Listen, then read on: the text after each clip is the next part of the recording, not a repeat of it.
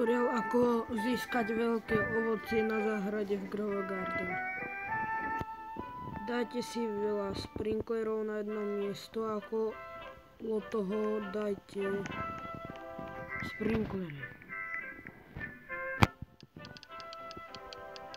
Vyberieme si sprinklery a semienka nejaké.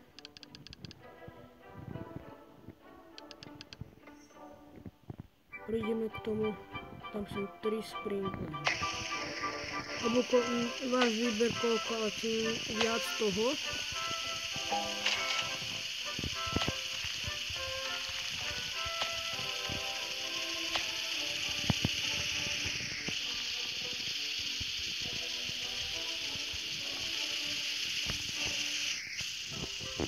Ja napríklad som si dal bambus, no že to je malá šanca, že to bude veľké.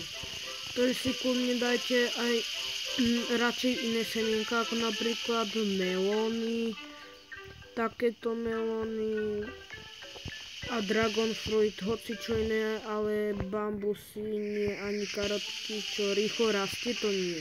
Vráťte sa potom za nejakých takých 40 minút a budete to mať veľké.